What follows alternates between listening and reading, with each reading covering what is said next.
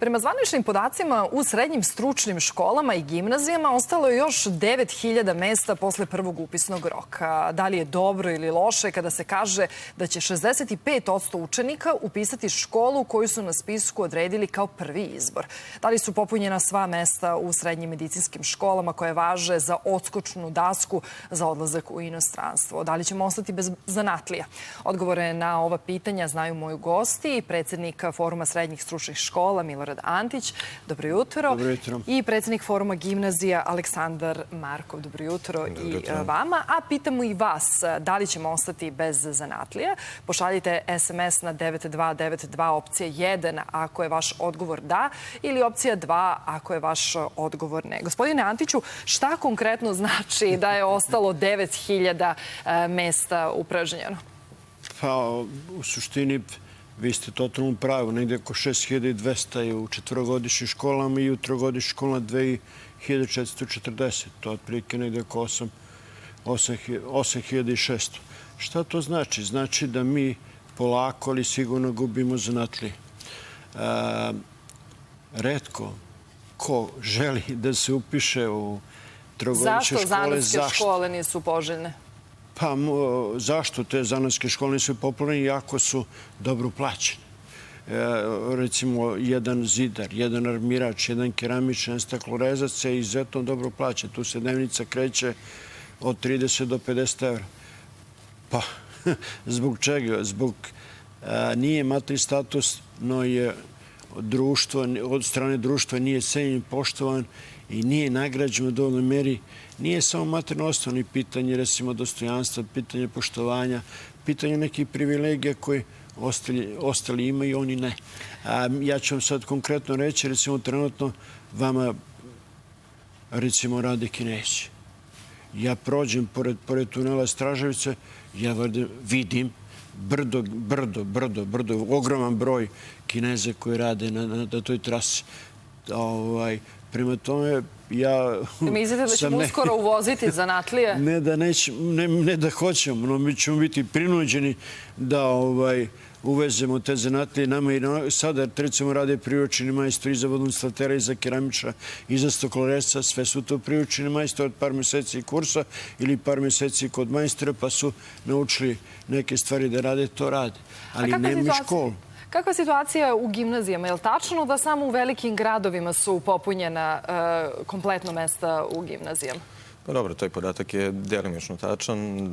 Činjenica je da je u velikim gradovima taj donji prag poena koji je potrebno osvojiti da bi se upisala gimnazija znatno veći nego u nekim manjim sredinama, što se vrlo lako može objasniti činjenicom da je materijalna situacija u Srbiji takva da ljudi koji žive u manjim sredinama jednostavno nemaju sredstava da decu školuju u gimnazijama, jer kada ih upišu u gimnaziju, oni ih obavezuju da kasnije studiraju, a troškovi studiranja su prilični, ne samo kupovine knjiga i slično, nego jednostavno život u većim gradskim centrima kao što je Beograd, kao što je Novi Sad i Kragujevac, drugi univerzitetski centri. Šta češće upisuju deca? Prirodno-matematičke smerove, društvene, sada imamo i ova IT odeljenja.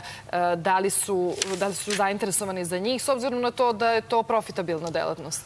Pa dobro, kada je reč o tim stručnim IT odeljenjima, mada se ministar ne bi složio sa mojom tvrdnjom da su to stručna, ali činjenica je da su stručna odeljenja zato što... gimnazijama? Pa definitivno ne bi se složio da ta odeljenja treba da idu uz gimnazije, jer imate elektrotehničke škole gde je elektrotehničar informacionih tehnologija koji je najpopularniji smer u elektrotehničkim školama i kada uporedite plan i program 9 predmeta, stručnih predmeta koji se uče u gimnaziji, od tih 9, 7 se poklapa sa elektrotehničkim školama. Pa eto, mogu vaši gledalci i vi da kažete da li je srednja stručna škola ili ne. Latinski jezik u tim odeljenjima se ne uči, istorija se uči 2 godine i tako dalje. Da ne nabrajam. Znači da su uvođenjem tih odeljenja gimnazijski neki profesori izgubili posao, a morali ste nove da nađete. Nije reč o tome da li će izgubiti posao ili ne. Prosto govori se o formi gimnazije, da li se čuva ona struktura gimnazije kakva je i bila, ili se na neki način, da bi se deca privolela da upišu gimnazije, na neki način im se servira da je to gimnazija, oni uče po potpuno drugačijem planu i programu i na kraju tu završnu maturu koju budu polagali, ona neće biti gimnazijska. Ali pitali ste da li su popularna. Pa vidite, negde četvrtina tih odeljenja je ostalo nepopunjeno. Znači, oko 300 slobodnih mesta je ostalo u tim IT odeljenjima, 53 škole, 60 odeljenja. Kako to objašnjavate kad je to popularna profesija? Jednostavno, Srbija nema toliko talentovane dece. Znači, ne može ni svako da postane programer. Dakle, da može, onda bismo svi bili programeri i imali bismo platu po 2000 evra. Ovde se na jedan veštački način pokušava povećati taj broj budućih programera ili IT-evaca, kako god, uvođenjem tih gimnazijskih IT odeljenja stručnih u gimnazije, ali mislim da to nije dobar put. Uz marketing kakav su imali, na kraju rezultati mislim da, bar moj stav, da nisu baš... Sad ste rekli da nema toliko talentovane dece i u još nekim školama za talentovanu decu su ostala upražnjena mesta. Pa mi se uvek dičimo talentovanom decom i govorimo da smo mi talentovan narod. Da li je moguće da... Pa vidite, ako se setite te prve godine, to je bilo pre 3 godine kada je upisano to IT odeljenje, u tom trenutku je odobreno 3 ili 4 odeljenja u Beogradu, nisam siguran, i testove su sastavljali profesori matematičke gimnazije koji rade sa talentovanom decom. Jedva su uspeli da upišu jedno odeljenje. Nakon toga profesori matematičke gimnazije više ne sastavljaju te testove i onda možemo zaključiti da ako nastavnik koji radi sa talentovanim učenikom pripremi test koji položi jako mali broj učenika, da definitivno, i onda mu se to posle oduzme, da definitivno tu postoji neki problem. Ali imamo i druga ta specijalistička odeljenja, recimo što se tiče fizike, tu je još gora situacija, od nekih 60 mesta, 39 je samo popunjeno. Tako da... Gospodine Antiću, kakva je situacija u medicinskim školama? To je garantovana izlazna karta za rad u inostranstvu. Ne bi se složio baš izlazna karta. Broj poena koje je neophodno za upis u medicinsku školu kreće se od 85 do 100. To znači jači odlični đaci, jel da? Jako odlični đaci, da. Najpopularniji, recimo u Novom Pazaru, Leskovcu, Ćupriji, Kragujevcu. Znači, tu je otprilike 91-92 poena potrebno za upis u medicinsku školu, medicinska sestra, farmaceutski tehničar, pedijatrijska sestra. Znači, na prvom mestu, kada vi napravite neku analizu, vidjet će da je medicina, medicinska sestra, odnosno medicina, najbolje traže i najviše traže u zemlji Srbiji. Razlozi su sledeći, kako odlazak u inostranstvo, tako dolazak do brzog radnog mesta i studiraju na medicinskom fakultetu ili stomatologiji. Koji procenat upiše srednju medicinsku školu sa ambicijom da jednog dana postane lekar, da nastavi školovanje? Ja sam se iznenadio, recimo da je to ogroman broj, preko 50%, čak i ako se posmatri ova viša škola, da je taj procenat, viša medicinska škola, taj procenat je oko 60 do 70%, između 60 i 70%. Sad, koliko je medicina, koliko je viša medicinska, ja nemam baš taj valjan podatak, ali znam da skoro svi učenici upisuju tu višu medicinsku školu koju ima i u Beogradu, i u Ćupriji, i drugim gradovima Srbije. Ali je izuzetno popularna. Na drugom mestu, malo pre rekao ste, je elektrostruka, to je tehničar za informacijsku tehnologiju, administrator mreže i elektrotehničar računara. To su izuzetno tražena zanimanja i ja ne znam zašto je Ministarstvo prosvete i zajedno sa direktorima škola ubacila zanimanje u gimnazijama kada pripada i elektrostruci i to je izuzetno popularno. U elektrostruci imaju tradiciju, imaju opremljene kabinete, imaju profesori za to, imaju profesori koji su sposobni da izvode nastavu. Da li su to hteli da popune gimnazije ili neka druga priča? Gimnazije imaju problem sa, izvinite, ali imaju problem sa popunjavanjem mesta, jer gimnazija je izgubila na popularnosti? Pa ne bi se ja složio baš da je izgubila popularnosti. Samo u Beogradu postoji preko 16 gimnazija i sve te gimnazije su popunjene, odnosno mesta u tim gimnazijama, ne računajući ova specijalistička odeljenja, su popunjena. Dakle, zavisi od sredine do sredine. Kao što sam malo pre rekao, u manjim sredinama postoji problem, ali vidite, u gimnaziju ne možete da upišete ako nemate minimum 50 poena. Evo, medicinsku školu u Lozničkom kraju sa 43 poena i upisalo. Onda kada pogledate u Beogradu, na primjer, taj smer, opet se vraćam, elektrotehničar i informacijne tehnologije koji je najpopularniji, donji prag za taj smer je 92, ako se ne varam, 93, znači nešto malo preko 90. Toliko vam treba i za treću Beogradsku gimnaziju.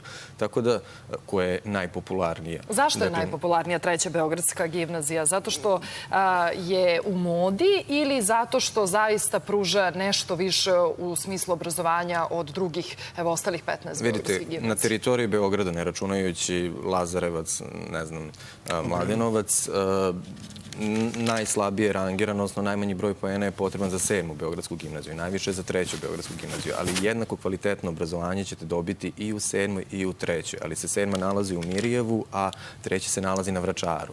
I nekako je to trend i valjda je popularno kod učenika reći da idu u 3. Beogradsku gimnaziju, tako da ne postoji neko racionalno objašnjenje, osim činjenice da se nalazi u centru, kao što je i 14. ili neke druge. Gospodine Antiću, kakva je situacija sa školama koje nude dualno obrazovanje, odnosno to je projekat koji je relativno mlad. Kakve rezultate je sada dao?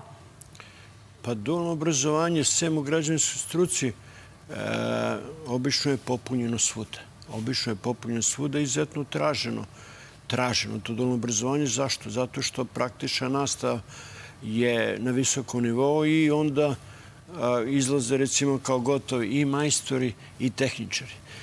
Ja bih samo jedno ponovio, mislim, ne možete vi, nije mali grad Zaječar, nije mali grad ni Jagodina, nije ni Leskovac. Tu je 50 poena, recimo, prag zdanja za gimnaziju. To je, recimo, da budete dobar. Pa to devalvacija gimnazija se desi? U manjim sredinama. Moj kolega kaže, recimo, Novi Sad je vrh što se tiče broja poena za gimnaziju. Beograd je na drugom mjestu. Kragujevac je također isto slab. Koliko je potrebno da bi se upisalo gimnaziju u Kragujevcu? Pa 60. Ja sad ću vam reći baš tačno koliko je gimnazija u Kragujevcu. Evo sad ću vam kažem Bor, Kragujevac. Ali dobro, ako bismo takvu analizu napravili, onda i za medicinski koje su važe za popularne u nekim sredinama. A da li je moguće u nekim gradovima da je manje poena potrebno za gimnaziju nego za neku stručnu školu? Pa nije moguće, zato što da biste moguće je to i u Beogradu. Moguće je i u Beogradu. Tipa za, eto, spomenuo sam 7. Beogradsku gimnaziju je potrebno manje. Tu gde imate više gimnazije, ali tamo u gradovima gde imate jednu gimnaziju. Kada poredimo srednje stručne škole i gimnazije, elektrotehnička škola Nikola Tesla, koja je najpopularnija, među tim srednjim stručnim školama upisuje, evo, možete mi pomogniti, možda 14 odeljenja prvog razreda. A vi u gimnaziji 16 odeljenja prvog razreda. A u Beogradu imate samo 16, na teritoriji Beograda imate 16 gimnazija. Pa puta u prosjeku 7-8 odeljenja prvog razreda. I prosto veći je broj odeljenja koji, i naravno da će tu broj poena opasti. Znači, ne slažem se ja, malo se to predimenzionira da su gimnazije izgubile na popularnosti. Činjenica je da jesu, ali ne baš toliko koliko se potencira u javnosti. Jer i za medicinsku školu Loznica 43, pa onda ako uzmete dalje, uradite neku analizu za elektrotehničku školu Rade Končar u Beogradu 80 poena, što je niže od brojnih gimnazija beogradskih, pa onda ako odemo dalje, neke srednje stručne škole, medicinske, elektrotehničke, 50 i nešto. Tako da, ono što jeste problem, tu se bavimo statističkim podacima, ali mislim da je negde suštinskim problemom treba da se bavimo koji podrazumeva osipanje znanja i devalvaciju znanja. S jedne strane imamo masovno i poklanjanje ocena, s druge strane imamo problem da su učenici potpuno nezainteresovani i u uvodu ste rekli koliko učenika je ostalo i neupisano, odnosno nisu se odlučili za dalje školovanje. Koliko procenta? To je nekoliko hiljada đaka je odlučilo da neće uopšte nastaviti srednju školu, jer ona nije obavezna. Deo njih odlazi u privatne škole i tu sad ne postoji neka precizna evidencija, odnosno možda Ministarstvo prosvete vodi tu evidenciju, zapravo verovatno i vodi, koliko je otišlo u privatne škole, ali javnost, ja nisam uspio da pronađem taj podatak. Ali postoji veliki broj roditelja koji su napustili državu, nezadovoljni uslovima u kojima žive i postoji jedan deo, nažalost, roditelja koji nisu imali ni sredstava ni mogućnosti da svoju decu školuju, što je zaista veliki problem.